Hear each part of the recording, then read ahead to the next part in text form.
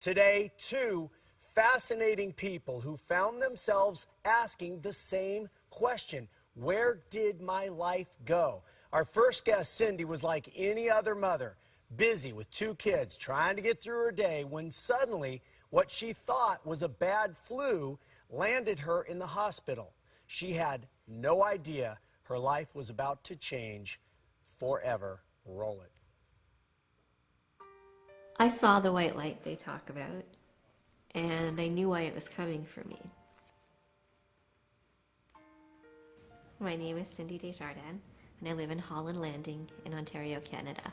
I was a wife and a mother and a business manager. I had just given birth to our son. We were settling down to enjoy being a two-child family. I started to get flu-like symptoms. But after a few days of vomiting aggressively, diarrhea, this didn't feel like a flu anymore. And that's when we decided to call 911. When I got to the hospital, there was several doctors around Cindy's bed, and one of the doctors pulled me aside and said, "Your wife is very ill. We're not sure she's going to make it through the night." The doctors seemed very frantic. And there seemed to be more and more. But I don't remember anything after that. I couldn't believe it. I was in shock. I was like, "What are you talking about? She has the flu." And he's like, "No, she does not. She's a very sick woman, and we'll do everything we can, but we need to get her in a coma." It seemed to me everybody was preparing for this woman to die. And we were there to say our last goodbyes. I saw the white light and I said, "Please don't take me now. Please don't take me now." I was so scared. Not now. And all I could see was my family's faces.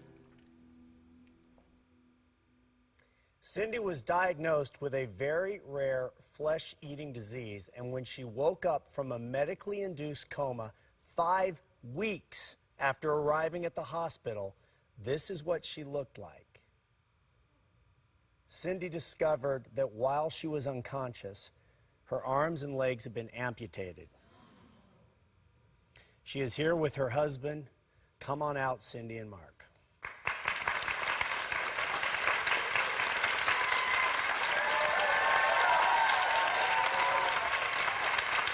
Thanks for being here. Thank you.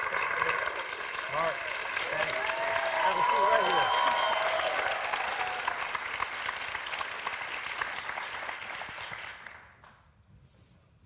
Wow, where do you start? An amazing story.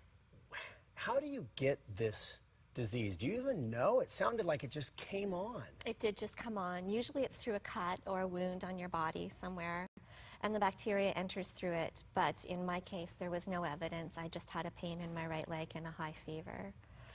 And you talk about when you were in there, you were aware of some things, but you're not fully aware of what you're aware of. So when you wake up and you're now out of the coma and you're conscious, what's the reaction? What happens? I awoke to see Mark standing over me with a loving and concerned look on his face. And that's when I knew something was really wrong. So he told me, "Honey, you've been very, very sick, and they've had to amputate your hands and feet."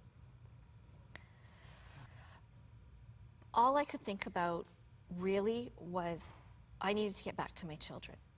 It didn't matter what had happened. I knew the biggest challenge before me was going to be reconnecting with my children. And in that picture you saw earlier, my son, he had no idea who I was. And it broke my heart. Liam was only 3 months old when Cindy got ill. Learning to walk and talk, and he had no clue who Mama was. And my daughter was afraid of my arms because I looked different. So there were many days crying, heartbroken. I didn't know where my children were, who was with them. As a mother, that's your deepest, darkest fear. Did you ever give up on yourself that you could do this? No, never. You know what was interesting? The doctors kept warning me that Cindy would go through a process of mourning the loss of her limbs. and she would go through a deep depression. And you know what was weird is she never did.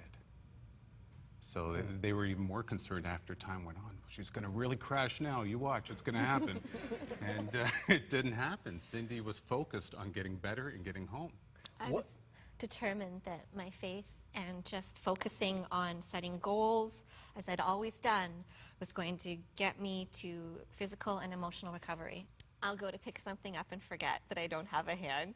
And that's when it breaks or falls. But I actually spill less than I used to, because everything I do takes the ultimate in concentration, the ultimate in planning, and it takes 5 times longer than it did before. So I don't even flinch when I hear glasses break in the kitchen. I was like, I always hope it's the dishes I didn't like anyway. So